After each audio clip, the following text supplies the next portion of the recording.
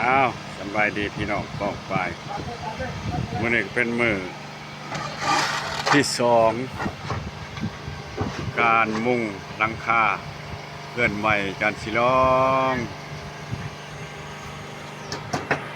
เสียงขึ้นตรึดให้มันเสียงเครื่องปัดไฟที่เก่า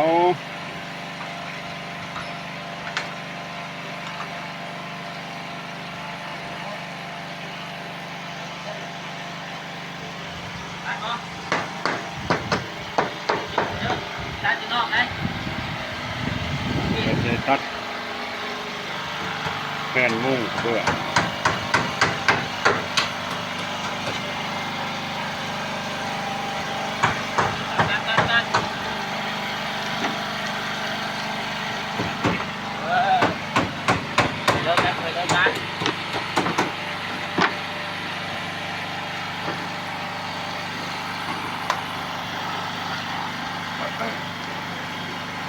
ดัน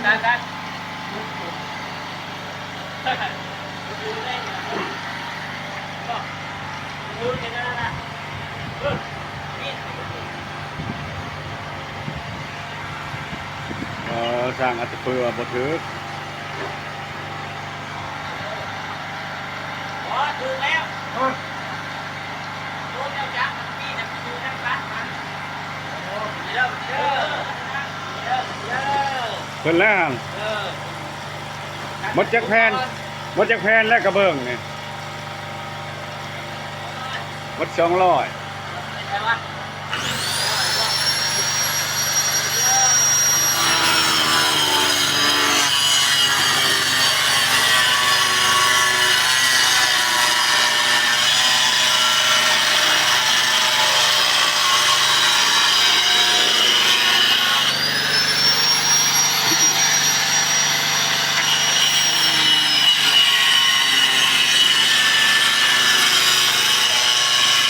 ก็จะควันให้จังน้อย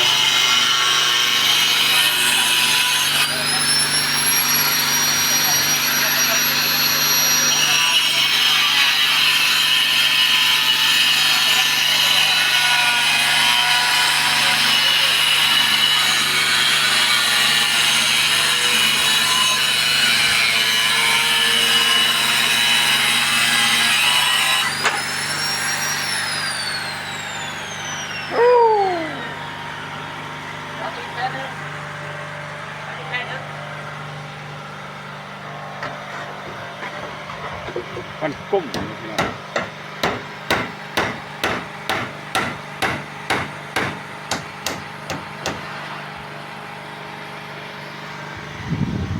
ป็นลังมักใหญ่ได้เพิ่นว่าเพิ่นเป็นเฮือนชิ้นสมสารกับนางลูกนางเมียเพิ่นได้เพิ่นว่า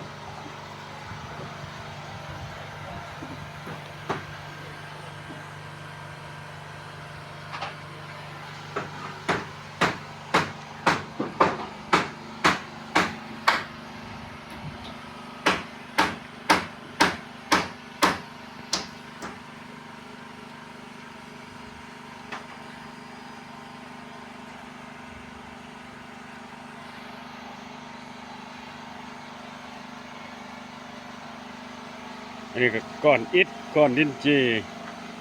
บ้านเขาก้อนดินจี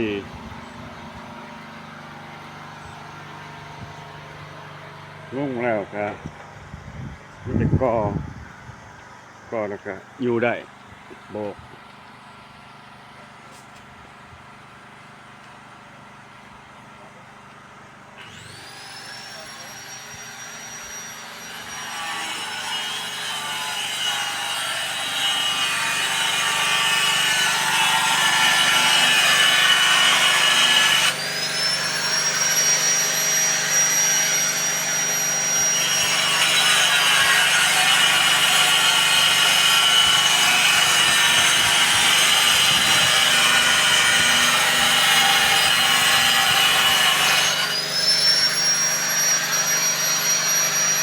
ควัน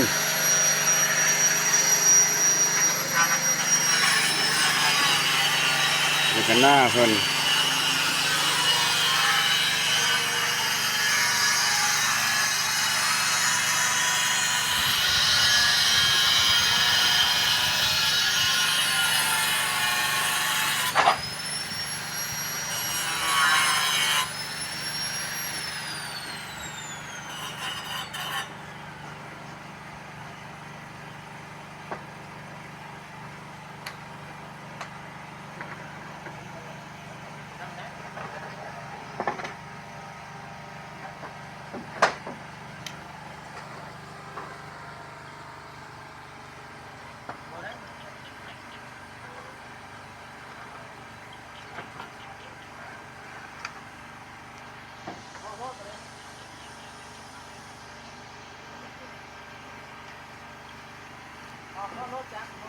อ้าว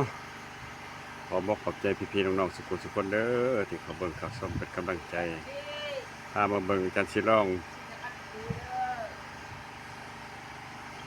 มุงเฮือนใหม่ใส่กระเบื้องเต็ม